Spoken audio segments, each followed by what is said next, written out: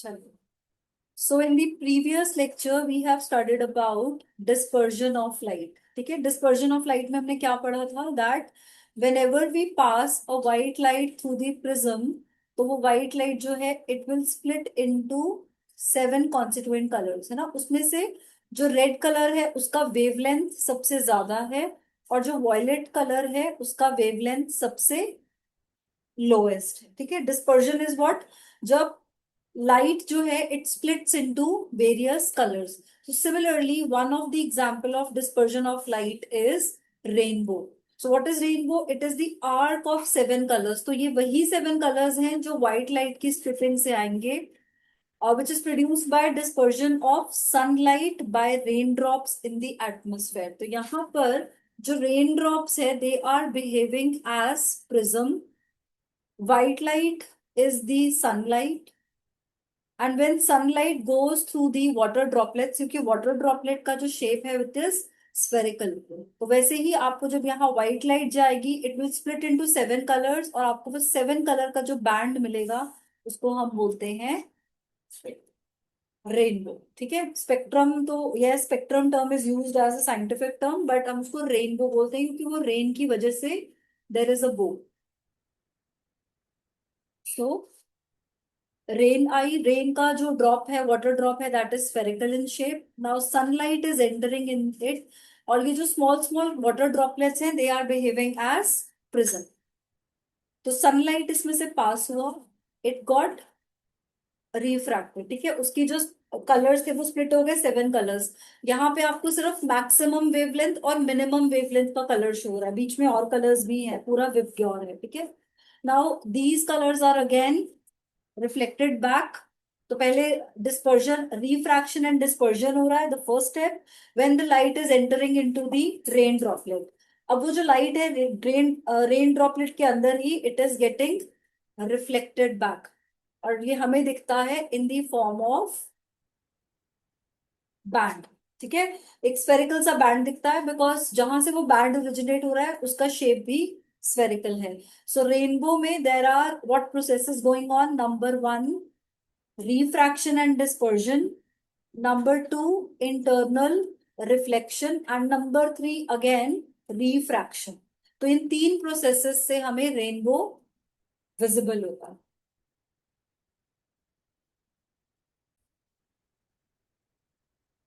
हाँ जी, so what is atmospheric refraction? जब भी एयर जो है it enters into the earth atmosphere. अब अर्थ के एटमॉस्फेयर में तो बहुत सारी गैसेस हैं और बहुत सारे पार्टिकल्स हैं, right. So this light from the air when it is passing through gases, अब आप बोलोगे ये भी एयर है ये भी गैस है, उसके ऊपर वैक्यूम भी है, right. So the light is continuously moving from one medium to another. तो जितना भी रिफ्रैक्शन लाइट इनकाउंटर करती है ड्यू टू एटमॉस्फेरिक गैसेस, उसको हम बोलते हैं atmospheric refraction. So the question is why do star twinkles? ठीक है, स्टार ट्विंकल क्यों करते हैं? तो क्या एक्चुअली स्टार ट्विंकल करते हैं? नहीं, they are a constant body, है ना. Why we feel that? Because star are point source of light. इसका मतलब स्टार से भी लाइट निकल रही है and that light is entering into the earth atmosphere. ठीक है, तो यहाँ पे आपको इंफॉर्मेशन दे दिया है. Distance travelled by the light in 1 year is 6 trillion miles. Now this is the atmosphere. ये जो पूरा येलो वाला आपको बैंड दिख रहा है ये एटमोस्फेरिक लेयर है पूरा, जिसमें रेयरर एंड डेंसर मीडियम्स है अलग अलग. And we are the light is coming from the star and entering into the eye. ठीक है, तो बीच में रास्ते में there are different mediums which are rarer and denser mediums. So what will happen here? अब ये जो लाइट आ रही है फ्रॉम द वैक्यूम, स्टार तो वैक्यूम में है, स्पेस पे है, तो वहां से जो लाइट आ रही है पहले तो वो स्ट्रेट आएगी बिकॉज वैक्यूम में there is no hindrance for the light. But जैसे ही वो हमारे एटमोस्फेयर में आ रही है उसको बार बार उसका मीडियम चेंज हो रहा है, ड्यू टू विच जब तक वो हमारी आईज में आती है हमें मीडियम चेंज होने की वजह से लगता है दैट सोर्स जो है वो फ्लक्चुएट कर रहा है. Source is not fluctuating, right. So this is how we feel that stars are twinkling. It is all because of atmospheric refraction. ठीक है.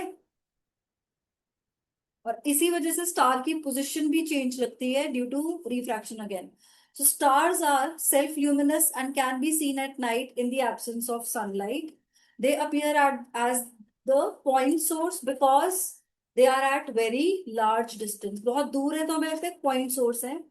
The apparent position. Now the position of star keeps on changing a bit. This is because of the motion of atmospheric air and changing air density and temperature. वो जो आपको star की position change होती हुई दिखती है उसको हम बोलते हैं दैट स्टार इज ट्विंकलिंग. ठीक है, कभी आपको दिखता है इधर है, कभी आपको दिखता है इधर है. तो keep on watching it like this तो हमें लगता है कि स्टार ट्विंकल कर रहा है, बट एक्चुअली क्या है, it is because of the atmospheric air. और उस एयर में the density of air is changing and temperature is also changing. आपने कभी देखा होगा कोई गर्म बर्तन के ऊपर अगर आप देखो आपको चीजें हिलती हुई दिखेंगी, that is again because of refraction, क्योंकि वहां की जो एयर की लेयर है उसने टेम्परेचर गेन कर लिया, दैट इज हॉट. तो हॉट एयर में जो लाइट मूव करती है वो थोड़ा सा फ्लक्चुएट करती है. एयर मूव कर रही है ना, एयर के पार्टिकल्स मूव कर रहे हैं तो हमें दिखता है कि वो चीज हिल रही है, but actually it is because of refraction. तो स्टार ट्विंकल क्यों करते हैं समझ में आया, because number one they are a source of light, तो लाइट तो वहां से आ रही है, but from the star to our eyes बीच में there is lot of refraction taking place due to atmosphere. तो हम अगर 1 मार्क में क्वेश्चन आता है आप लिखेंगे ड्यू टू एटमोस्फेरिक रिफ्रैक्शन. अगर इलेबोरेशन में आता है तो आप ये लिखेंगे that the position of star keeps on changing a bit because of the motion of light due to atmospheric air changing the density of air and temperature of. ठीक है, इसकी वजह से हमें जो स्टार्स हैं वो ट्विंकल करते हुए दिखेंगे. Now because of this the refractive index of air keeps on changing continuously. Refractive index क्या होता है? What is refractive index? Speed of light in medium 1 to the ratio of speed of light in medium 2. तो यहाँ पे light कहाँ पे है, इसका मीडियम 1 क्या है, वैक्यूम, और मीडियम 2 क्या है, एयर. तो जो चेंज इन स्पीड हो रहा है that is refractive index. So the refractive index keep on changing means that speed of light is changing, it changes. ठीक है, so the position and brightness of the star keeps changing continuously and star appears to be twinkling. तो ये आपको आराम से 2 marks में question आ सकता है. सो जो वर्ड्स लिखने हैं उनको ध्यान से नोट करना है आपने, और जब भी आप अपना आंसर लिखते हैं इनको आपने अंडरलाइन जरूर करना है इंपॉर्टेंट चीजें. ठीक है, so why it is happening, atmospheric pressure change हो रहा है, एयर डेंसिटी चेंज हो रही है, टेम्परेचर चेंज हो रहा है, because of that refractive index is changing, therefore the brightness and position of the star changes, it appears to be twinkling. Okay, why planets do not twinkle, क्या reason हो सकता है, planets भी तो space में ही है. तो हमने, हाँ, तो हमारा सबसे पहला ही पॉइंट वो था that planet is near to earth compared to stars, so planet can be considered as collection of large number of point sources. So planets are much closer as compared to star, therefore they do not appear as point source but appear as collection of point source. And because of change in refractive index, the position and brightness of point source changes. तो star twinkle करेंगे but planets twinkle क्यों नहीं करते हैं, because उनका average position and average brightness remains unchanged. They are not point source of light. वो light का source नहीं है, तो उनमें से लाइट ही नहीं निकल रही है तो वो हमें दिखेंगे ही नहीं रात को, एटलीस्ट ट्विंकल करते हुए तो नहीं दिखेंगे. कुछ प्लैनेट्स दिखते हैं, आपने कभी देखा है? हाँ. कौन से दिखते हैं? Yes. तो वो तो ट्विंकल नहीं करते, दिखते तो हैं, we can see them but they do not twinkle. तो the reason is distance from observer.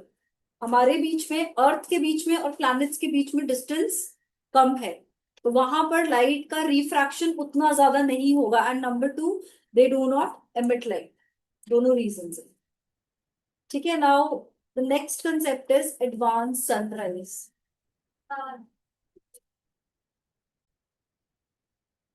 Okay, sun appears to rise 2 minutes earlier. अभी सन राइज नहीं हुआ है बट आपको वो 2 मिनट पहले ही you can see the sun. So how this is earth. ये अर्थ का एटमोस्फेयर है उसके आसपास, ठीक है. ये हम आ गए सुबह सुबह योगा करने के लिए अर्थ पे, ठीक है. So there is a horizon. Horizon point क्या होता है? जहां पे sky and earth seems to meet, ठीक है. So now there is a rising sun. अब सन की जो लाइट है वो एटमोस्फेयर से आते हुए again it is going under multiple रिफ्रैक्शंस.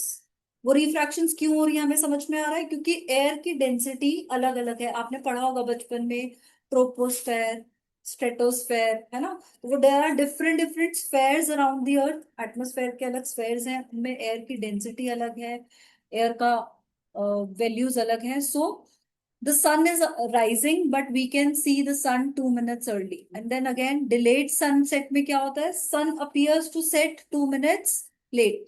sun जा चुका है but वो हमें जाते जाते भी 2 minutes late दिखता है. again the reason is multiple refractions. so setting sun, और ये आपको horizon पे ही दिखेगा, कहीं पे भी नहीं दिखेगा. अपने घर की छत पे खड़े हो गए ऐसे करके और आपको सन दिखेगा तो नहीं दिखेगा, ठीक है. सो सनसेट हुआ, the ray is going down, light नीचे चला गया, बट रिफ्रैक्शन हो रहा है. So because of refraction we can see the sun in the sky, ठीक है. Then come scattering of light. अब यहाँ पे भी देखो देर इज मल्टीपल लाइट्स है ना, रेज है बहुत सारी. तो ये angle of incidence 1, 2 and 3 and all angles are same. तो ये कौन सा रिफ्रैक्शन हुआ? रेगुलर हुआ. एक रेगुलर होता है, इरेगुलर होता है ना. I is equal to are है. रेगुलर रिफ्लेक्शन, इरेगुलर रिफ्लेक्शन, इसका क्या करना है?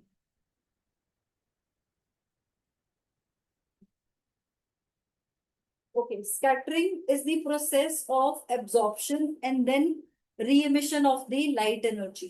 तो sun से light energy is coming on the earth. So यहाँ पे irregular surface है अर्थ का, है ना, spherical है, irregular है. So angle of incidence is not equal to angle of refraction. यहाँ पे आप देखो ये वाली लाइट इसी सरफेस से वापस हो गई, है ना, बट दिस रे is coming at the mid. कुछ रेज और अंदर आ रही हैं. So this is irregular surface, irregular reflection. तो स्कैटरिंग ऑफ लाइट का मतलब क्या होता है कि absorption and re emission of light is taking place at different times. इकट्ठे नहीं हो रही है सारी रेज एक ही टाइम पे एब्जॉर्ब और एक ही टाइम पे एमिट, एमिशन. तो स्कैटरिंग किस पे डिपेंड करता है? It depends on the wavelength of the light. ये आपके विबग्योर आ गया. So you can see different wavelength. सबसे ज्यादा वेवलेंथ किसकी है? रेड की. सबसे कम किसकी है?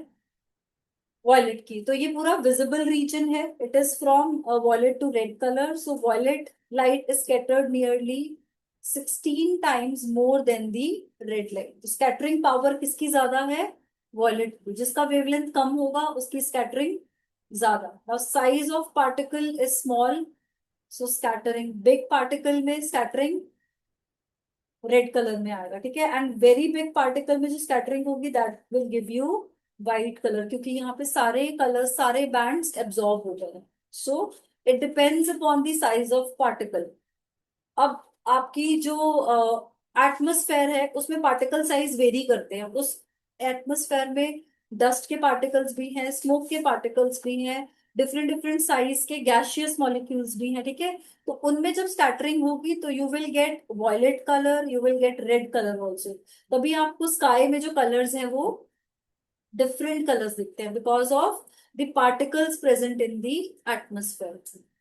सो ray travel least distance minimum scattering. तो डिस्टेंस कम होगा तो स्कैटरिंग कम होगी. तो आप जब नून के टाइम पे सन को देखोगे तो उसमें आपको सबसे कम स्कैटरिंग दिखेगी. You can C a clear sky. उस टाइम पे कलर नहीं दिखता है स्काई में बहुत ज्यादा. But when the distance of the sun from the earth is more, वो सनराइज में भी होगा और सनसेट में भी होगा, ठीक है. So rays travel long distance, more scattering will take place. So उस टाइम पे आपको maximum wavelength and minimum wavelength की जो लाइट्स हैं वो दोनों स्कैटर होंगी. इसी वजह से हमें जो स्काई है उसमें कॉम्बिनेशन ऑफ कलर दिखता है, ठीक है. यहाँ पे एट द लॉन्गेस्ट डिस्टेंस तो maximum scattering and maximum colours are visible. So red and orange color get scattered least.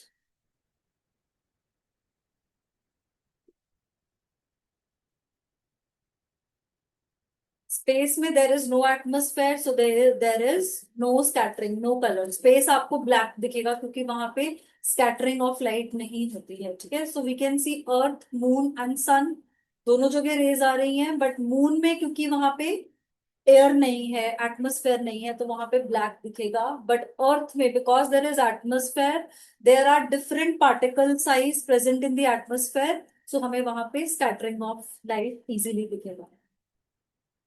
तो स्कैटरिंग के लिए one of the important condition is there should B